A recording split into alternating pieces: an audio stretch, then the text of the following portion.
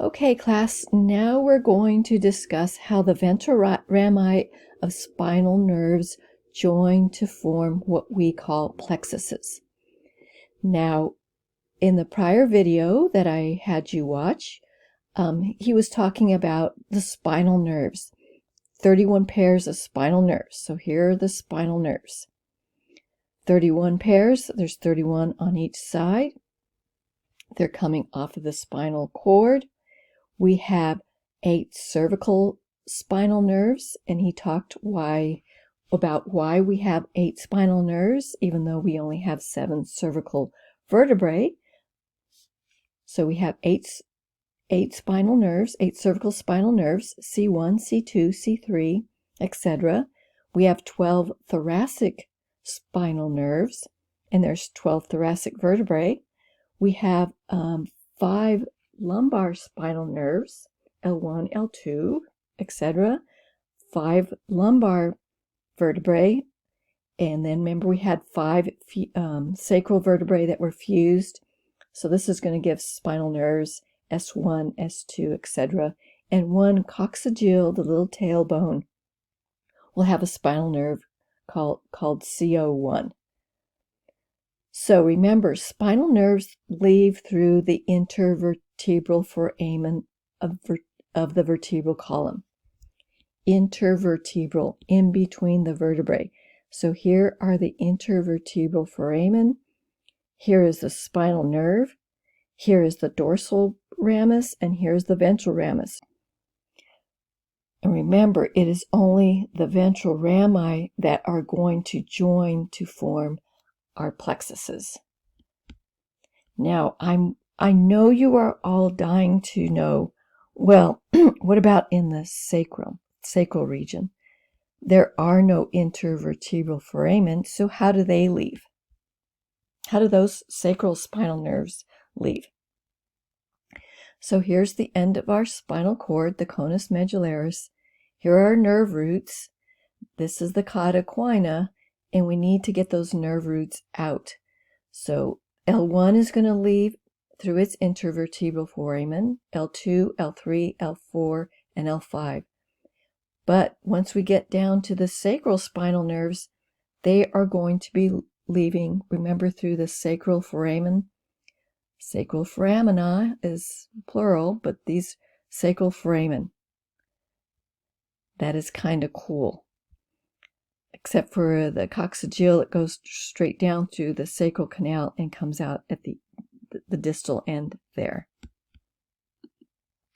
So, the ventral rami of all spinal nerves, except T2 through T12, will branch and join one another lateral to the vertebral column to form our nerve plexuses.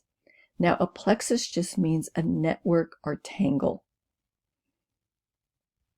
So we have 4 plexuses in our body. We have a cervical plexus from C1 through C4, ventral rami, a brachial plexus from C5 to T1, and obviously brachial plexus is telling us it's going to go to the arm. Then we drop down into the lumbar, our lumbar plexus. L1 through L4 ventral rami will join to form the lumbar plexus. And then down in the sacral region, we're going to have L4 to S4 to form our sacral plexus. So let's look at each of these. The first one, the cervical plexus, C1 through C4, some books say C5. This is deep in the neck. This is deep to the sternocleidomastoid. So here is what the cervical plexus looks like. It is a mess. But there is only one nerve that you need to know that is formed from these ventral rami, and that is going to be the phrenic nerve. Now, this phrenic nerve is going to go down, and it's going to innervate the diaphragm, a most important muscle. If you do not have the phrenic nerve, the diaphragm cannot contract. If the diaphragm cannot contract, you cannot breathe and you will die. So it's kind of an important nerve. So the phrenic nerve is formed from the contributions of the ventral rami of C3, C4, C5. You need to know that.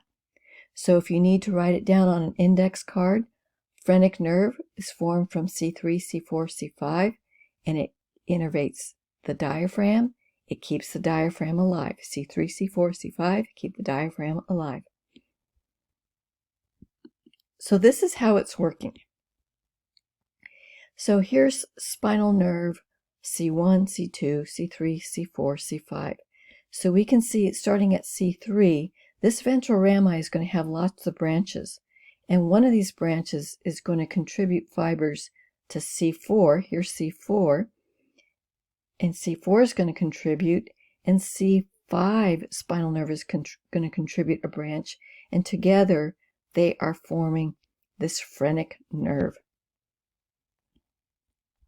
So on your worksheet, this was what your worksheet was looking like. What I wanted you to do, here is our spinal nerve. So this is the dorsal root. Here's the ventral root. Here's the spinal nerve that has both sensory and motor. Here's our dorsal ramus, and this is our ventral ramus. So what I want you to do, and it does help you remember, is go ahead and extend out this ventral ramus of C3, connect it to the ventral ramus of C4, and then connect those to the ventral ramus of C5, and you will make the phrenic nerve. This just helps you remember, because you are drawing this to remember that all-important phrenic nerve. And this phrenic nerve is going to go down into the thoracic cavity. So here they are highlighting that phrenic nerve on the left side. It's coming deep from the upper neck, and it's coming down into the thoracic cavity, and it's going to go into the diaphragm. This is the left phrenic nerve. The right phrenic nerve has not been highlighted, so it is this one right here. So the only nerve, peripheral nerve, you need to know from the cervical plexus is the phrenic nerve. It innervates the diaphragm. Now we're going to go on to the brachial plexus. The brachial plexus is partially in the neck, and it extends into, here it is, and extends into the axilla. So this is a huge plexus. And on this cadaver, you can kind of see what it looks like. Here it is, C5, C6, C7, C8, and T1. They're all going to contribute and form this network that's going to travel down into the arm. So let's look at the nerves, the peripheral nerves that you need to know from this one. There's 5 that you need to know, so if you want to write them down on an index card and where they go, because you need to know that, that would be good to do. The first one is the axillary nerve. Now the axillary nerve is small.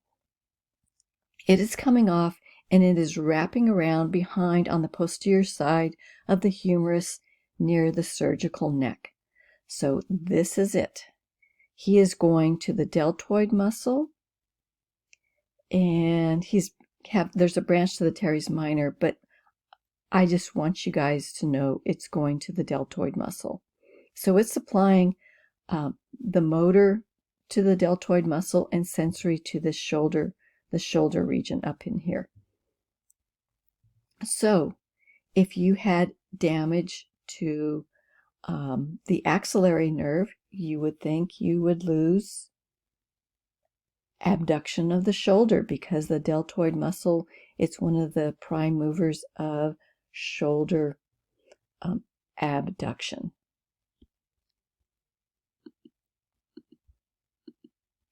Next one is the musculocutaneous nerve. This is located in the anterior upper arm, right up in here. It is innervating the biceps brachii and the brachialis. Now, so these are elbow flexors, and that is the motor, and it also is contributing to sensation on the lateral side of your arm. So here it's showing you the cutaneous distribution to the skin structures on the lateral side of your arm. But for motor, it's going to be basically your elbow flexors.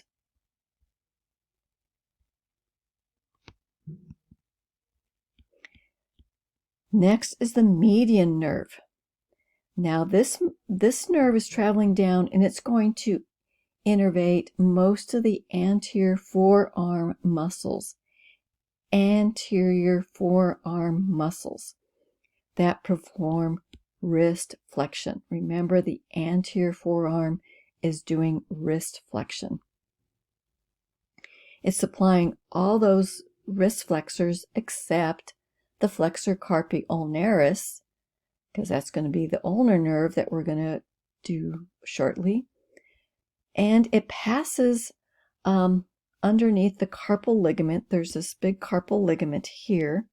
It passes under there in what they call the carpal tunnel, and it's going to go into the palm, and it's going to innervate a muscle here that controls thumb opposition, the thenar muscle, and it's going to go into digits 1, 2, 3, and partly number 4. So it's supplying motor to this region and sensation to this region of the palm.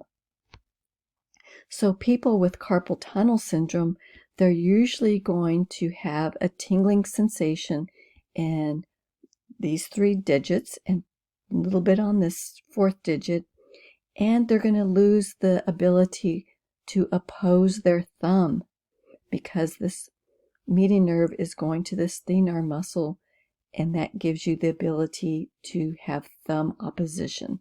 Remember what thumb opposition is.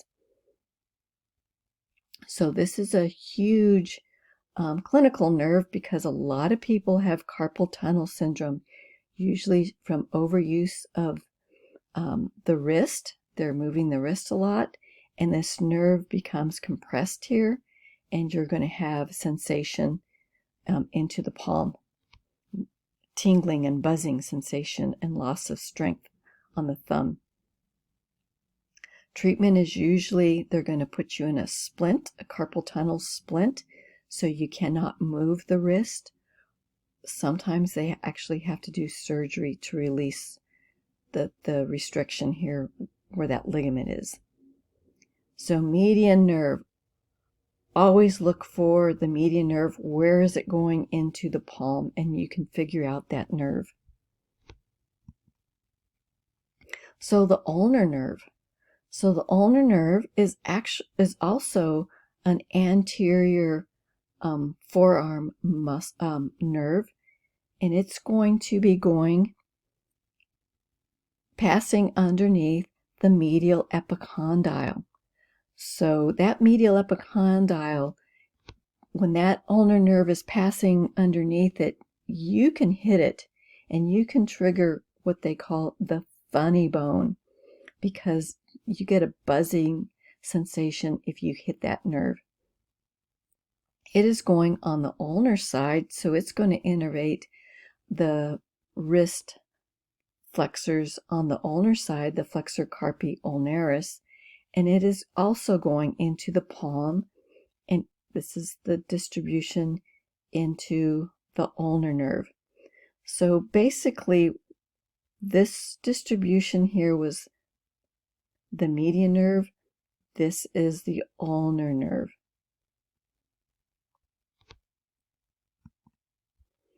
Now the radial nerve is the largest branch of the brachial plexus.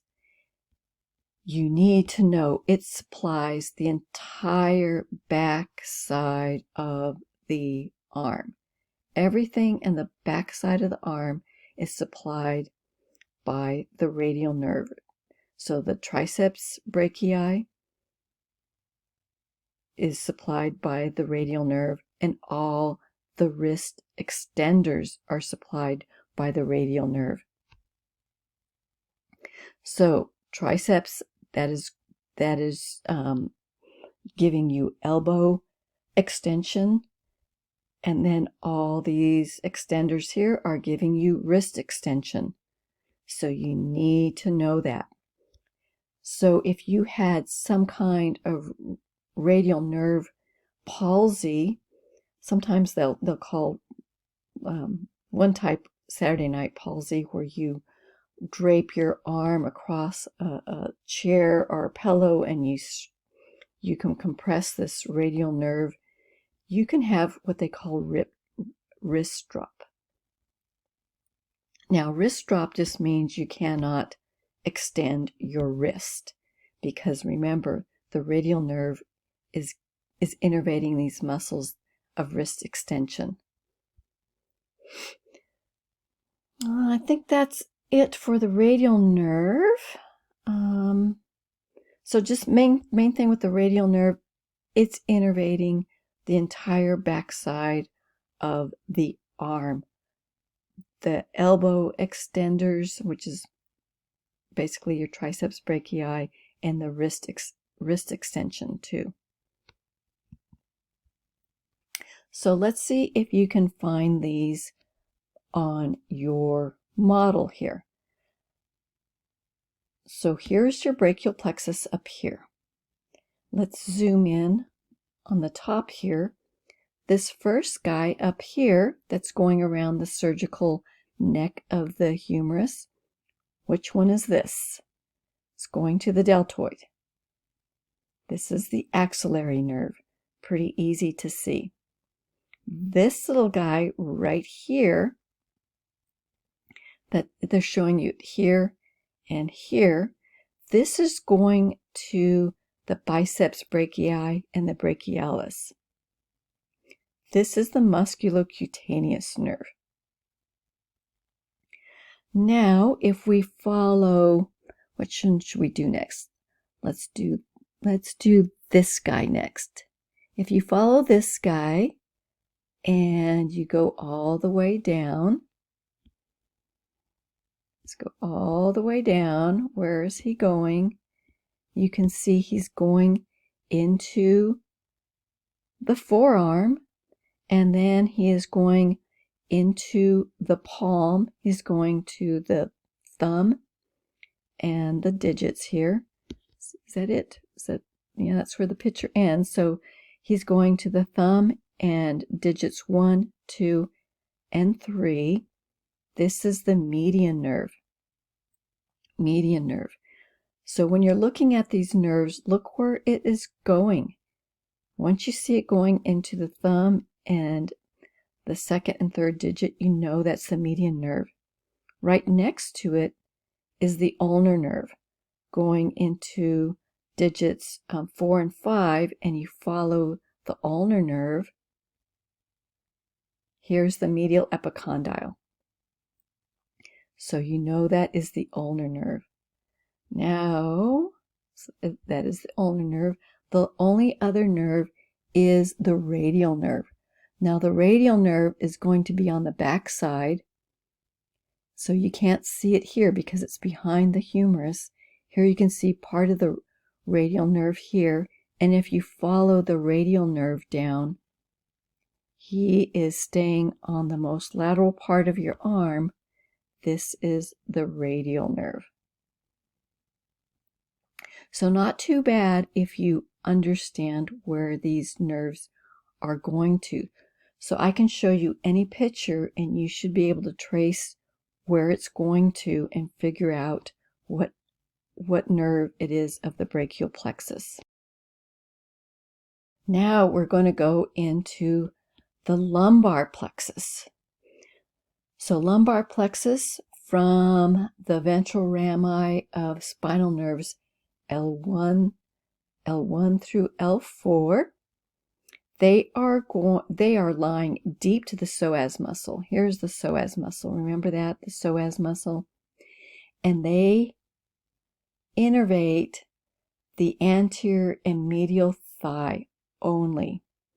So the two peripheral nerves you need to know of the lumbar plexus is going to be the femoral nerve. This is showing you the femoral nerve coming out of the lumbar plexus. The femoral nerve is going to go underneath the inguinal ligament and is going to go into the anterior thigh.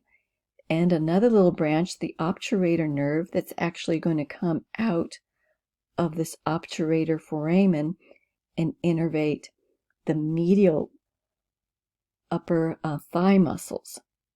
So on this diagram, here they're showing you the femoral nerve. Here's the inguinal ligament. It's going into the upper thigh, and it's innervating all your quad muscles. You've seen the femoral nerve multiple times already. Here is the obturator nerve. It is going through the obturator foramen, this hole in the pelvis, remember?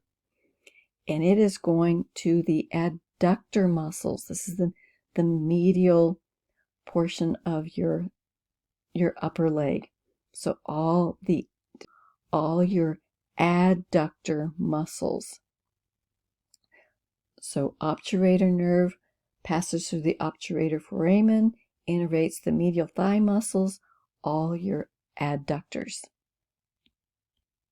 So I just wanted to show you this because you've seen it a billion times.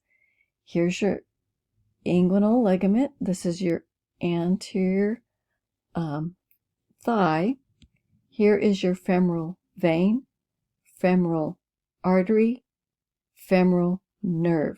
Femoral nerve having lots of branches going and innervating the quad muscles. So it's VAN, vein, artery, nerve. Vein, artery, nerve, always in that order. Femoral, femoral, femoral. Now, our last plexus is the sacral plexus. So this is coming from spinal nerves L4, L5, and S1, S2, S3, S4. So here is our sacral plexus, L4, L5, S1, S2, S3, S4.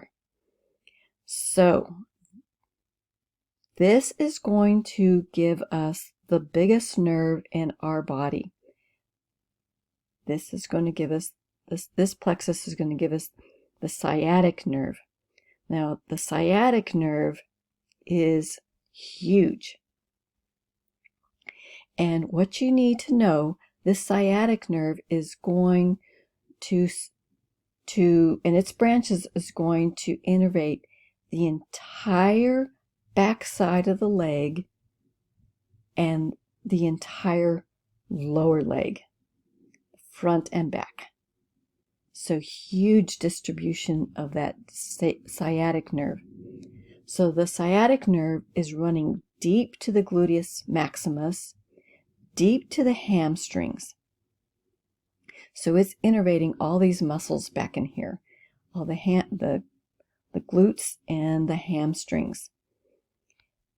Just above the knee, it's going to have two branches. The tibial nerve is going to continue on down in the popliteal fossa, all the way down in the back side of the leg and innervate all the calf muscles. Now it's not called the posterior tibial nerve, it's just called the tibial nerve.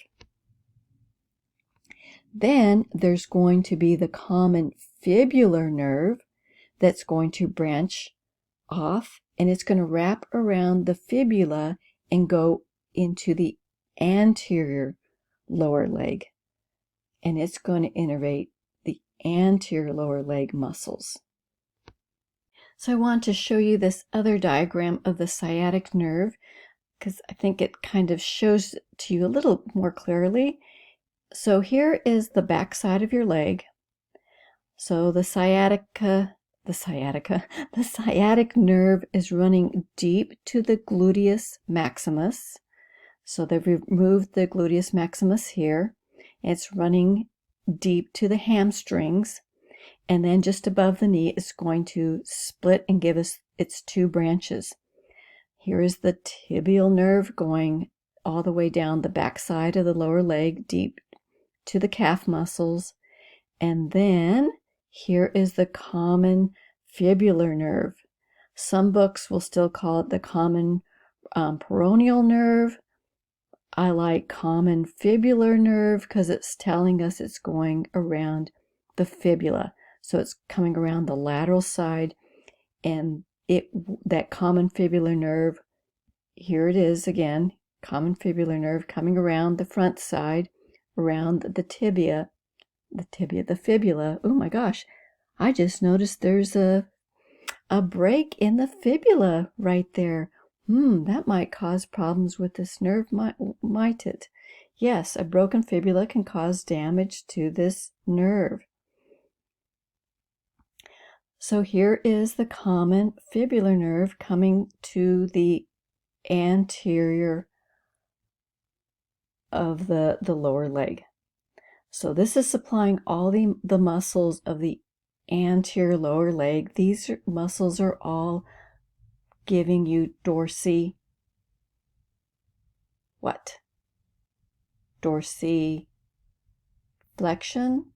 These are all your dorsiflexors up here. So if you had damage to this common fibular nerve for a number of reasons, maybe the fibula broke or you had compression on it, because this is pretty superficial right here. Any kind of damage to this common fibular nerve can give you what they call foot drop. Foot drop, you cannot dorsiflex. So if you are walking, if you're trying to walk, every time you walk, you dorsiflex to step down. If you can't dorsiflex to step down, you are going to have foot drop. So thinking of questions I might ask, say you lost the ability to do knee flexion. What nerve would you have lost? Knee flexion. That would be the sciatic nerve. If you lost the ability to do knee extension, what nerve have you lost? That is the femoral nerve. Remember, femoral nerve innervates all the quads. Those are your knee extenders. So just keep in mind where these nerves are going and what muscles they are innervating. If you couldn't do plantar flexion, what nerve have you lost? What nerve might be damaged? The tibial nerve. So let's see how you do on something like this. Here is a chart of nerves. This is actually in our classroom. Kind of freaky, right? But let's zoom in and let's kind of find. Here's our lumbar plexus right here. Here's our sacral plexus. You can see it coming out of the sacrum. Hopefully you can see the sacrum in here. So the lumbar plexus up in here. What are we seeing? What nerve is this? Right here. Coming out from underneath the inguinal ligament. And as soon as it comes out, it's going to branch, and it's going to this anterior thigh muscles. What nerve is this? This is the femoral nerve. And now, if we hop over to the obturator foramen, we see some nerves coming out, and they're going into the inner thigh area here. If we follow that up, what nerve is this coming from the lumbar plexus? This is the obturator nerve. Real easy because you see it going through the obturator foramen. It innervates the adductors in the medial thigh. Now, let's look at the sacral region. Here's the sacral plexus right here. Here is this big nerve. Which one is this? This is the sciatic nerve. In here, they're showing you the sciatic nerve branching right here. We're going to have one that's going to continue on down to the back side of the lower leg. So this would be the tibial nerve.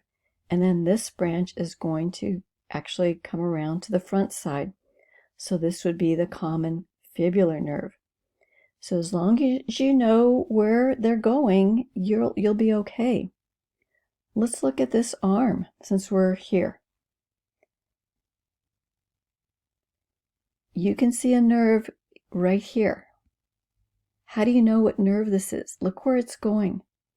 It's going to the thumb, it's going to the second digit and the third digit. This is the median nerve. Right next to it is the ulnar nerve. And if you follow the ulnar nerve up, here is the ulnar nerve, follow it up. It is going right underneath the medial epicondyle. This nerve on the most lateral aspect by the thumb, follow it up. This is going to be the radial nerve.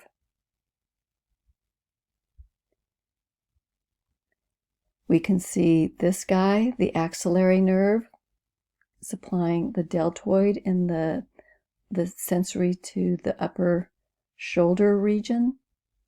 The only one that's hard to see is going to be this one, the musculocutaneous.